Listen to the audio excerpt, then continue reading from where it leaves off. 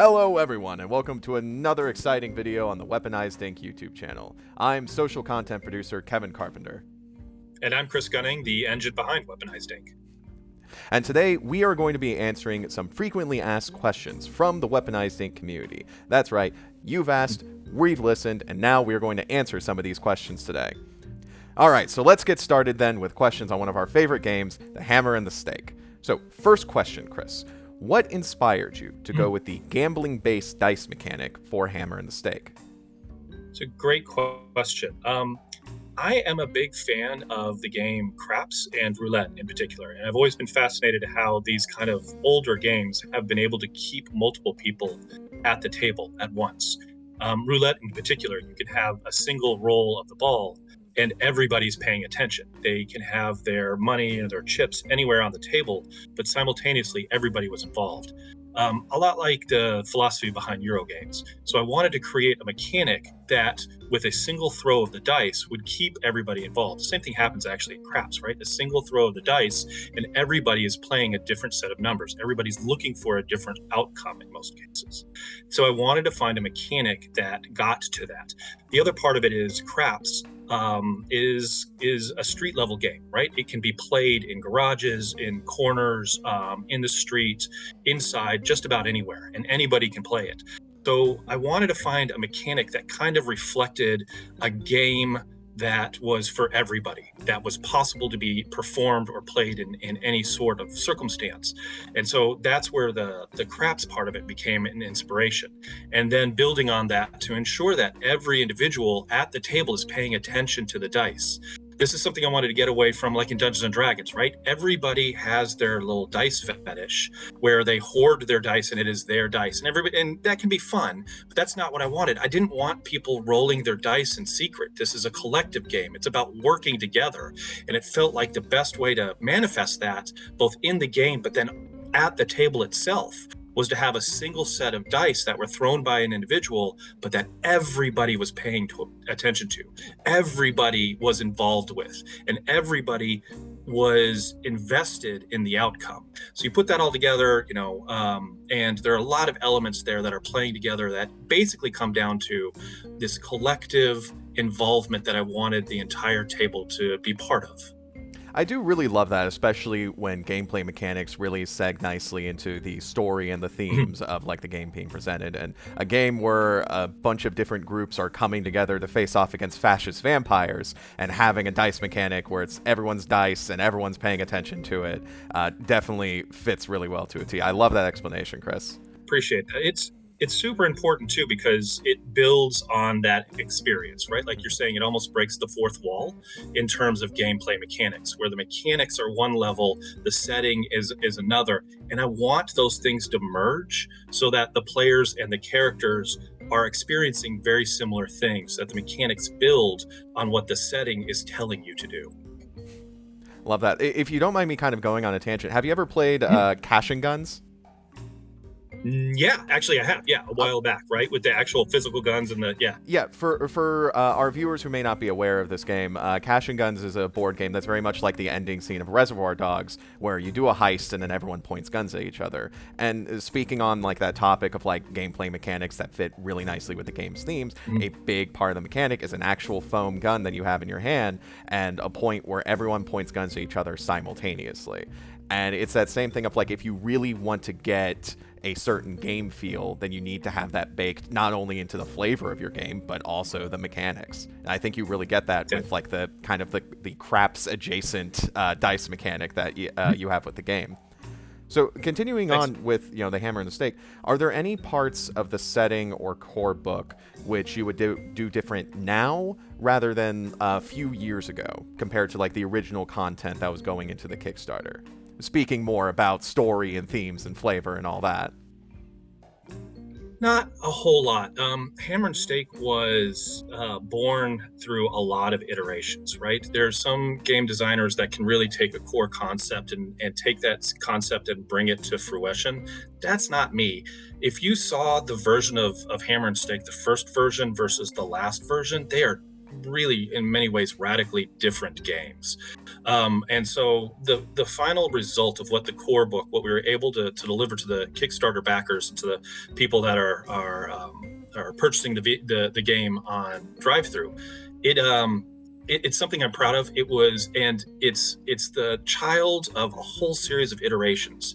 If you asked me early on if I would have changed a bunch of stuff, absolutely. But I will say that the final result of the core book is the game that I wanted, and there's not a whole lot out there that I would change. I'm really proud of how it came out, and it's a fairly lean machine compared to the earlier versions. It sounds like you were doing all of that changing during the development process. Like you weren't afraid to like go in different directions or try something new, or throw out whatever baby you were working on during the development.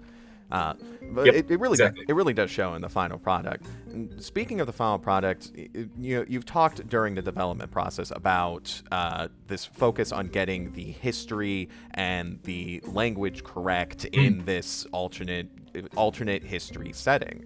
And Yeah. so, can you delve more into not only why that was such an important part of the development process, getting like the language and history correct, but also about any challenges that came up during a development process that had its fair share of changes along the way? Yeah. So I live overseas. I grew up in the United States, but I generally live overseas, and we because of my job, speak a lot of different languages, and I visited a lot of different cultures. It's important to me to get the culture right, to get that verisimilitude, so that it feels appropriate, even though we're in an alternate history and it's not actually Hungary, it's not actually Romania, it's not actually Eastern Europe. But I wanted to get as close to that as possible. These aren't historical And vampires. Right, exactly, right. Like if we're gonna go and break things with fascist vampires in one hand, I want a firm grounding in reality on another, Mhm. and that's where the language comes into it, and that's where the culture comes into it as well. Not being Hungarian myself, though, that's a pretty heavy weight, and I will say that I worked with a lot of consultants. Mm. This actually started with one of my good friends is from Transylvania and speaks Hungarian and Romanian, and so she and I worked really closely together to start laying the framework and make sure that I understood, like, especially the Hungarian alphabet, and the nuances there, because it's drastically different than the Latin alphabet, right? So understanding the alphabet is the first part of it. And doing a lot of research into the history of Hungary and Romania in that area, especially the Austro-Hungarian Empire and its role during World War One, an area that a lot of Americans in particular just don't have any idea about. We don't really learn about it. We know that the Austro-Hungarian Empire, mostly, most of us know that it existed in World War One, and it, the assassination of Archduke Franz Ferdinand and the Serbians and all that had something to play, but not really the whys or the wherefores. And I'll admit that my understanding wasn't particularly deep either. So I spent the better part of a year and a half buying every book that I could find on the Austro-Hungarian Empire in particular, because that's the time period that I was generally focused on. There's not actually a lot in the in the English language compared to other important historical events, empires, political bodies. And so I got all the stuff, I did all the research I could, and then I just started talking with as many people as possible. I would write a thing, and then based on that research, send it to my friends and have them pick it apart. And like you said before, like even with the mechanics, I had to be ready to discard something if it didn't work. And the same thing, especially here with the cultural stuff. I will fully admit that we were dabbling, and we continue to dabble in a culture that is, thousands of years old, and with a lot of history and a lot of weight to it, and it needs to be treated appropriately. And that's where I'm still very conscious that I'm probably getting stuff wrong. And for the Hungarians out there, the Romanians, I apologize in advance. Know that it is an honest mistake, and I am trying to correct it. But it's important to get that stuff right, to pay that attention, to respect the culture. The other part of it actually is, as a big fan of Old White Wolf, some of those books we all kind of joke about, but were written by foreigners who didn't really do the research. And it's okay if you're a foreigner, in my opinion, and trying to write about another place, but you've got to spend the time and the effort and get stuff wrong and then correct it and be willing to do so. That's also where those iterations for Hammer and Stake came about. Is there were parts that I was deeply uncomfortable with it after initially exploring it. There are parts of, particularly the rise of Bolshevism and communism and the influence of the Soviets post the fall of the Austro-Hungarian Empire and the Treaty of Trianon, that carries so much weight, historical baggage, that I, as an outsider, will never be able to fully understand. So I was originally kind of dabbling in them and trying to pull in names of historical figures that I didn't understand. And as the feedback was coming in from my Hungarian, Romanian contacts and friends, they're like, this is pretty tough. And I pulled it out. And so you'll see, especially with Hammer and Stake, I really emphasize that it's an alternate history, because I accept that I'm not trying to be fully accurate. There are parts here that I don't want to touch because I don't have the political and social acumen, the background in that region to really do them justice. So pulled it out. And that's going to be going forward in a lot of the supplements, is admitting that as fascinating as that area of the world is, and being able to play with Dracula, Bram Stoker's version of Dracula, like, that's great. But there's this other part with the historical accuracy we've got to be really careful of.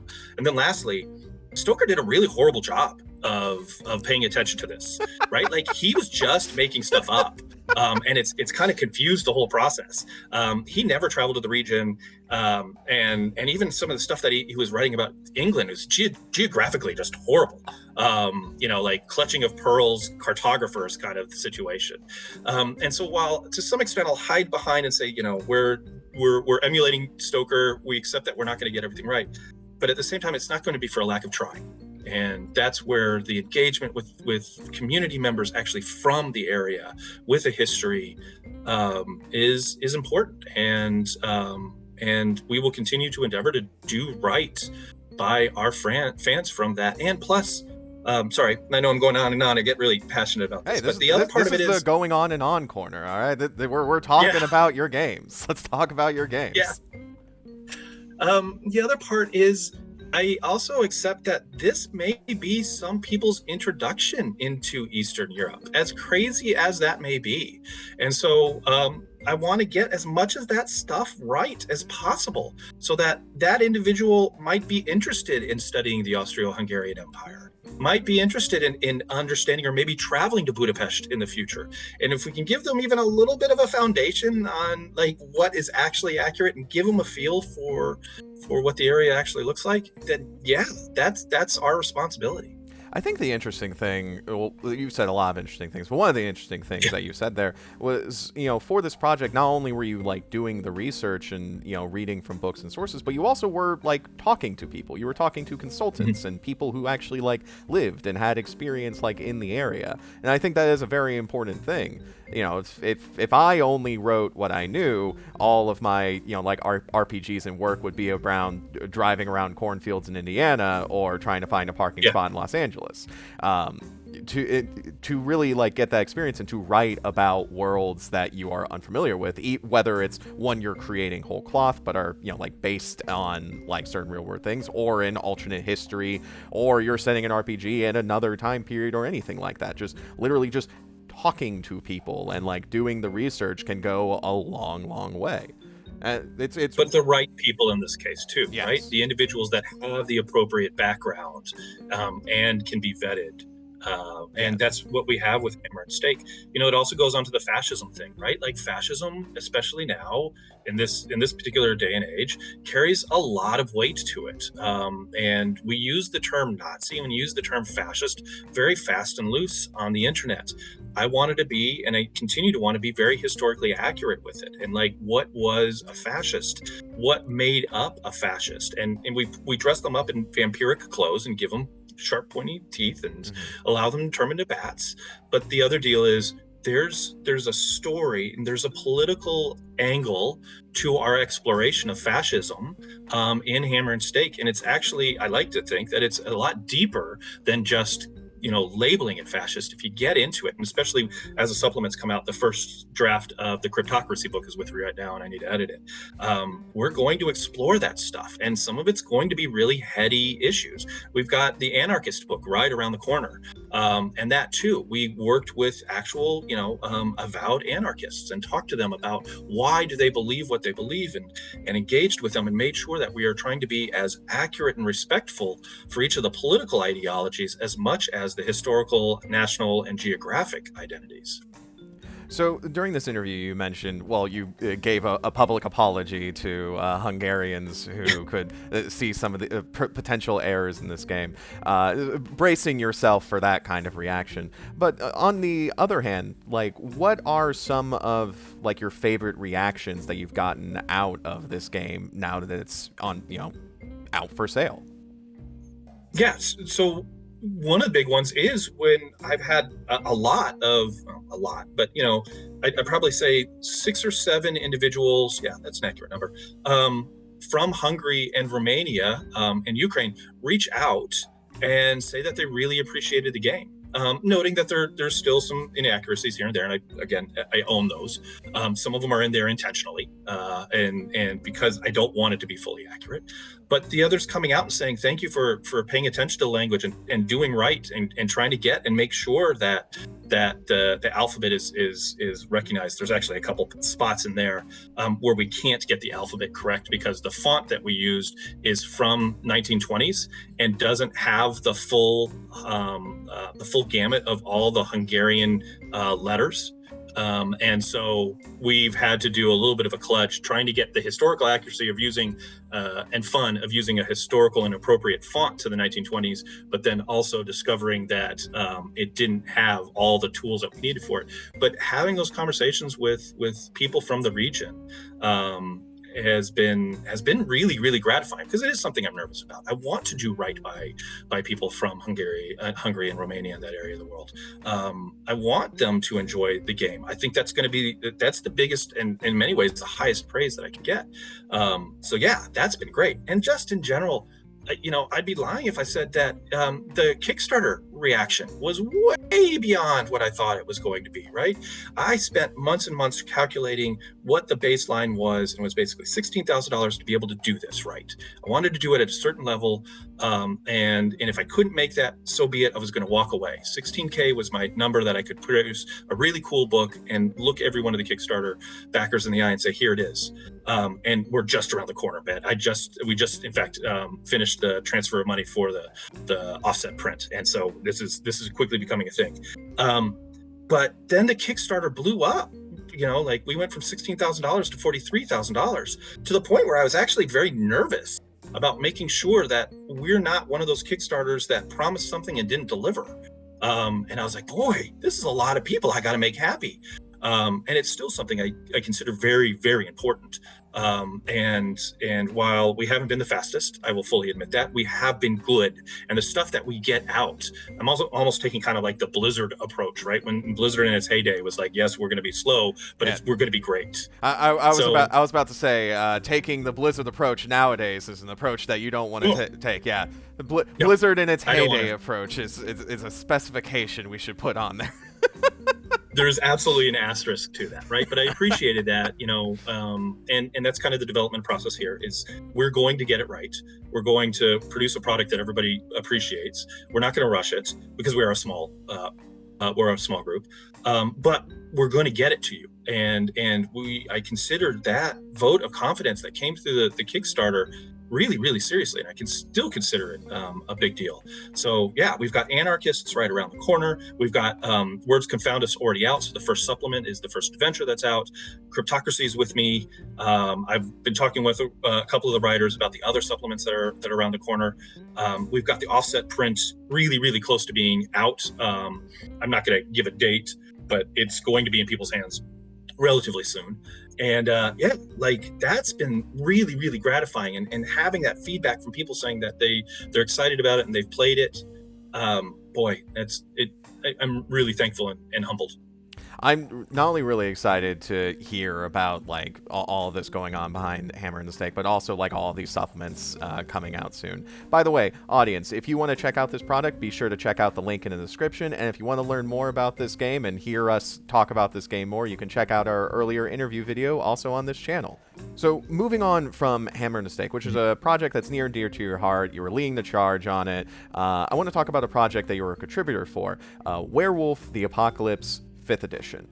So, what elements from Werewolf the Apocalypse from earlier editions, would you have brought forward to Werewolf 5th edition? This is a question that came up in the Weaponized Ink community. Yeah, so a little bit background there. I was one of the contributors to the new core book. I helped, and I was the lead writer on the storyteller chapter, and then the adventure in the back. And then I've been working with Renegade on a number of other projects with them. So I've been involved with Werewolf 5th now for a while. I really like the game, and that question there is a tough one, because I believe that Werewolf 5th edition, Werewolf the Apocalypse 5th edition, takes out a lot of the chaff.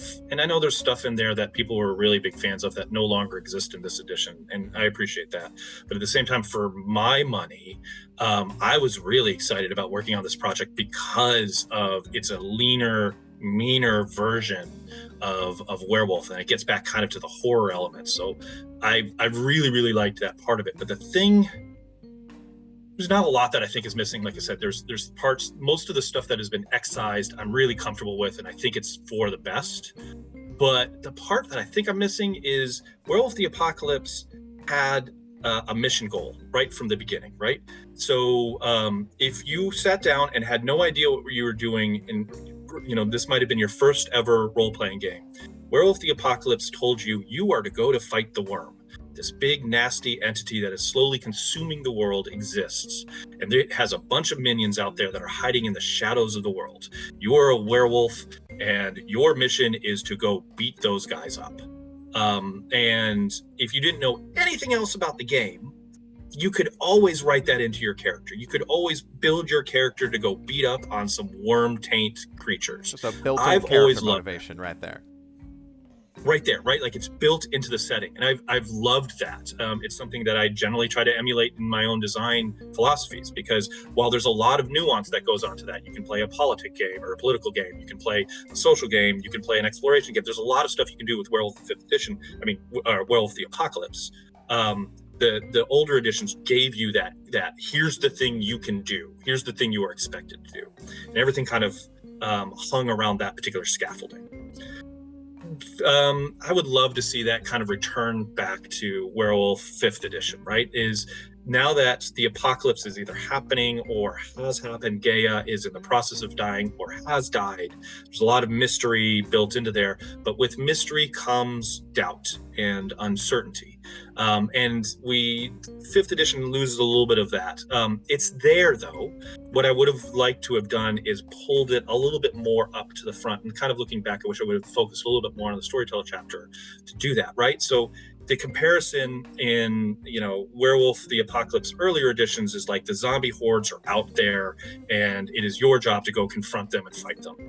Now it's with Werewolf 5th and its horror roots. You're in the house. You've been boarded up for months. The zombies are breaking through and they're coming into your room. You're with your family. You've got a shotgun and 3 shells left. What are you going to do? Knowing that there's doom and gloom, that you're probably not going to survive. Do you just roll over and allow the zombies to come get you? Or do you use those last 3 shells and then start swinging your shotgun in an attempt to protect your family? And I really want to pull that out. I've been really thinking about when and if it's offered up in Storyteller's Vault into third-party content, to explore that part of it and to kind of bring it to the fore. There is that mission goal there. It absolutely is in Werewolf 5th edition, but it's buried because of the events that 5th edition finds itself in. And so, yeah, that's the thing I'd really like to put there. I'd really like to put that in front to make it even easier for new players to be like, I don't know what to do with this. And the storyteller to say, this is the thing you do. All right, I can do that. That is a common trend that I've seen in a lot of like 5e and 5e compatible products. Is this sort of like, all right, we're gonna take this kind of like familiar property and we're gonna make it like a little leaner, like a little bit more straightforward. And there's of course always going to be like I wish it was more like this in previous editions, or I wish this also got ported. But speaking of like elements that have been ported to Werewolf 5th Edition, there are of course the Garu or Geru, or I always Garu. Say it one more time. Guru is the way I pronounce it. I already have. Okay, I always get circled around with the pronunciation of that. I've heard like different ways. So for the purposes of this interview, I will go with the pronunciation of Guru, and then people in the comments tell me if I'm still getting it wrong. And absolutely, I'm probably wrong myself. But people have been asking about the Guru in Werewolf 5th. Specifically, people have been commenting that the Guru are, mystically and magically less potent in Werewolf 5th Edition, at least compared to their Werewolf the Apocalypse cousins. And, as someone who is contributing to Werewolf 5th Edition, people have been asking, should we expect a bump in power, like more mechanics or like more abilities to give the Guru that like spotlight again, or should we expect that more like leaner approach of like they will still have their identity, but they won't have all of their bells and whistles that they had in previous editions? Yeah, I mean, one thing, it's tough, right? Because Werewolf 5th Edition is a single core book right now, as compared to like Werewolf 20th Anniversary, which was a 400-page tome collecting 20 years of gifts and rites and mystical powers and tail-ends and fetishes and all the other stuff, right? So inevitably there is going to be power creep there, just for the proliferation of powers. And Werewolf 5th has cut all that stuff out, so it's going to feel like there has been a demonstration of power. I get that, and I know there's been some comparisons, especially against like vampires, but I don't think it quite works. And I think that the Guru in Werewolf 5th are plenty powerful enough. And frankly, the stories that you're going to tell, the adversaries and the antagonists that the Guru are going to face in Werewolf 5th also have lost some of that kind of baggage and the mechanical legacy and stuff like that seem to have ballooned their power. The other thing to remember, though, is that, and again, for me, that's really important, Werewolf 5th Edition was written by a lot of really, outside of myself, really talented writers, and spent a lot of time thinking about and discussing and figuring out how things are going to work.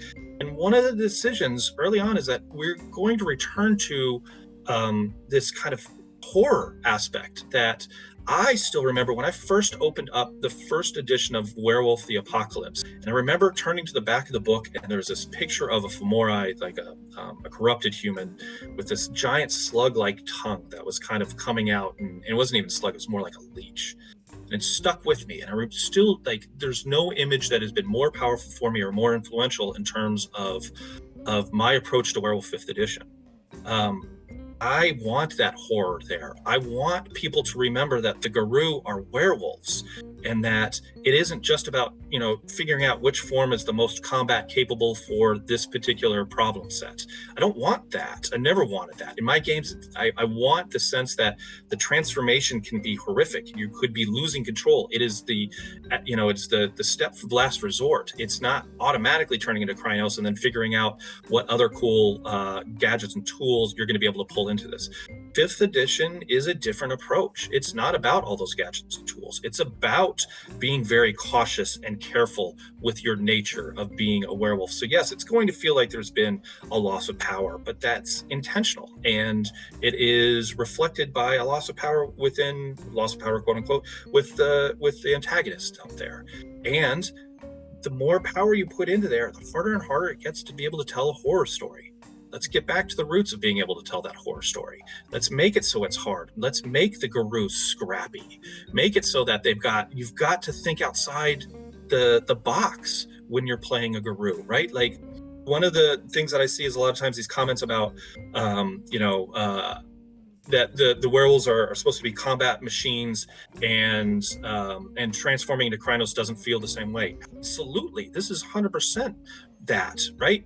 The solution to everything doesn't need to be turning into Krynos, or as like the storyteller chapter talks about, turning into Krynos could be potentially the worst option. The Guru have been given through Gaia these tools: Krynos form, claws, teeth, rage, the ability to create a huge amount of damage. Where's that gotten them? It's gotten them in this situation where Gaia is dead and or dying, right? Those tools are not the tools they actually need. Going out and fighting the worm and confronting the worm, in some cases, they've been doing it wrong. They've been doing it wrong for generations. And so we've got to, if we want to reinforce, again, using the mechanics to tell this story, using the mechanics to say that the Guru have been getting it wrong, that the older generations have been mistaken, and it's time for the younger generation to take over. We've got to show that the tools that they have been used wrong. And so now it's up to the players in Werewolf 5th Edition to figure out what the tools, how to use the tools correctly, and in what format. And while the zombie hordes, metaphorically or sometimes literally in the game, are battering down the door and you're defending your family.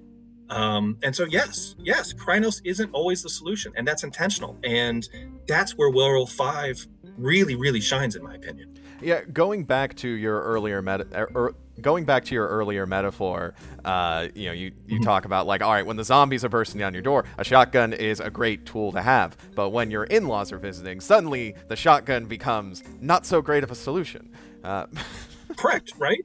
And that's and the in-laws can be just as insidious and nasty. And in fact, that's kind of really what the worm is all about, right? The zombies are easy to take on. The zombies, you do have Krynos form, you can go and deal with that. It's the other stuff, and that's where the Guru have been losing. They're fighting Pentex. Pentex is operating at a level where Krynos form doesn't work. Yeah, you can destroy one of the subsidiaries, but there's 6 more over here. They're using the economy.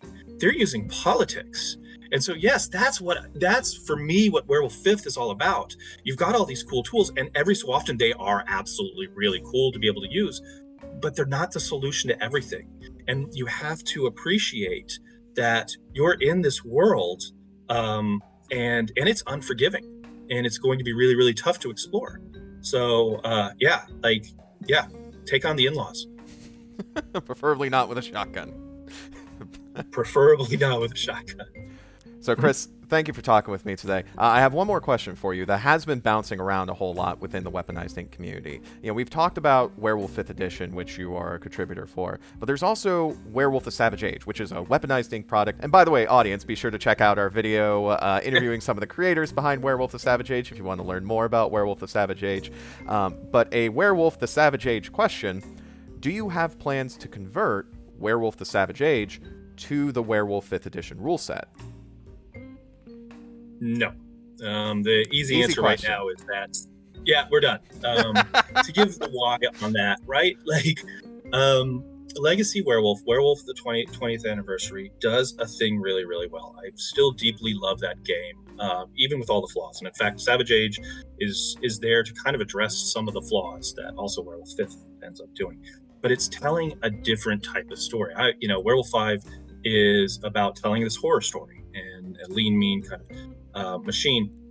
This is not what Savage Age is necessarily for. Savage Age is telling a much bigger, grandiose story about the nature of humanity, about the respect for history, and I mean history, like paleo, like even before prehistory. Thank you, prehistory. And telling these kind of big stories, these almost like monomythical stories that you can be part of. You can be, a werewolf in an age where metal is exceedingly rare and be basically almost like a walking proto-god. That's all part of Savage Age, and that's not what Werewolf 5th does, right? So again, the mechanics for Werewolf the Apocalypse 5th edition does a different thing than what Savage Age is supposed to do. I just don't see. I would rather, if I was going to do that, if I was going to spend all the time that would be required to get Werewolf the Savage Age ported over to Werewolf 5th, I would rather be doing something new with Savage Age. I'd rather be exploring a new Ferrotype, or editing one of the cool products that Kaysen or April's working on, or that kind of stuff, right? Like, it's an economy of effort. What am I going to do with the limited amount of time that I have? And the intention right now is, the other thing is, with Werewolf 5th, people get frustrated because it's moving on from Werewolf the Apocalypse 20th anniversary legacy stuff. In my opinion, no, we're still invested in that. You can have both at the same time, and we are still invested in Werewolf the Apocalypse 20th anniversary, and that's going to be reflected in more products coming out for Savage Age. In fact, I'm the second player's guide is coming out pretty soon, and it's fully edited. We're just waiting for the art to finish up, and then it'll go into layout, and it'll probably be in a couple of months. That's going to be out there. I know Kason's working on Savage Seas. We've got a primer that's still going to be released. I just assigned Tengur, which is the last of the Garou tribes that's missing right now in terms of a deep dive. Speaking of Garou. Yeah, exactly, right? So we're still going to explore, and the Tengur is the exploration of the Stargazers and the Three Brothers, right? And the connection there. And it's going to be really cool too. It's going to be farther down the line, but it's been assigned out, and it's going to be handled by Andy Howell, who is super comfortable, has helped with a number of the products before. So yeah, we're still fully involved and fully invested in building and making Werewolf the Apocalypse 20th anniversary as rich and deep with Savage Age. Well, you heard it here first, folks. Werewolf the Savage Age will not be getting ported over to Werewolf 5th Edition, but there is so much more coming, not only for Werewolf the Savage Age, not only for Werewolf 5th Edition, but not only for Hammer and the Stake. If you want to learn more about these products, be sure to subscribe to the Weaponized Ink channel and check out some of our videos on those products themselves. Be sure to check out the links in the description if you want to check out the products, and if you want to field more questions toward either me, Chris, or any of the Weaponized Ink team, be sure to join the Weaponized Ink Discord community. Again, another link in the description that you can join right there, and feel free to field your questions there. No guarantee we'll answer them in a video like this, but hey, maybe we'll answer them in the chat, maybe they'll be answered in the video, maybe someone in the community will answer them for you. Well, Chris, thank you so much for joining me today. This has been an absolute blast as always. I can't wait to do another one of these videos with you. And to you, our audience, hope to see you next time. Stay subscribed to the channel, and as always, have fun.